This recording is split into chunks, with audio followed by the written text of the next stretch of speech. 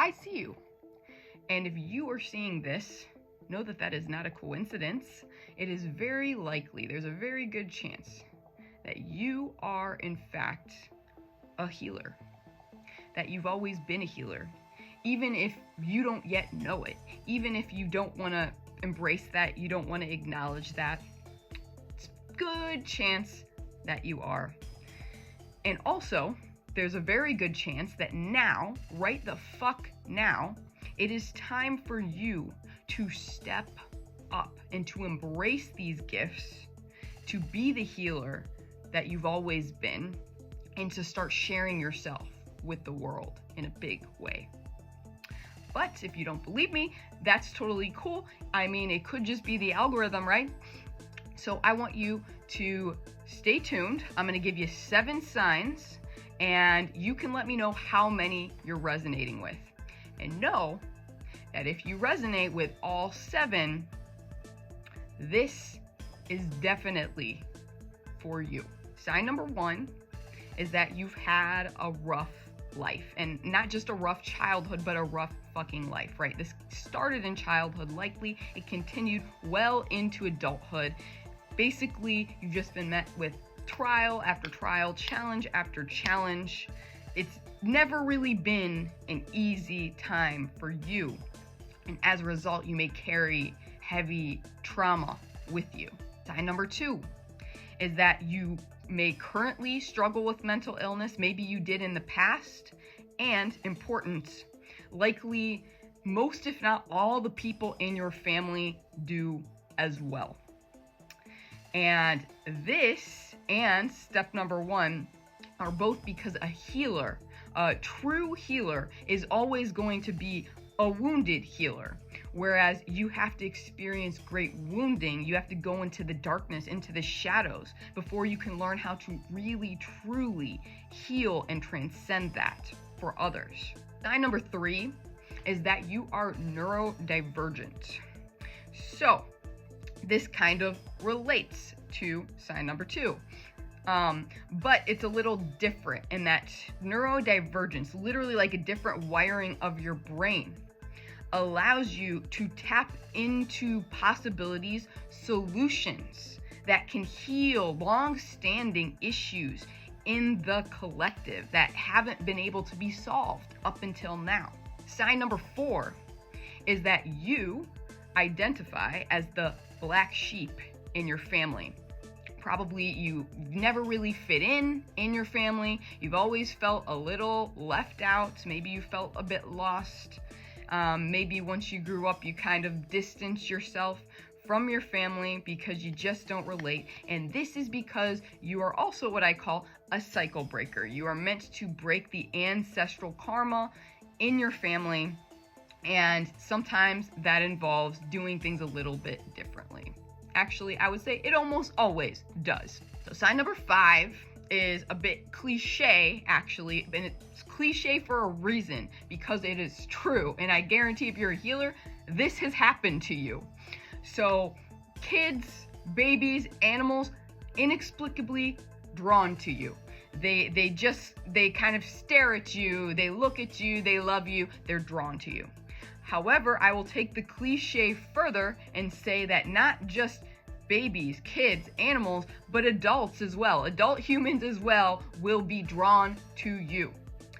However, it can be a little confusing. So it's like, while some adults, maybe many, maybe even most, are drawn to you, they're magnetized to you, others will be completely repelled by you, and you may have no idea why.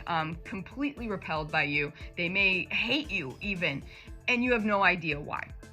The reason for the magnetization and the repelling is because your vibration is at a higher level.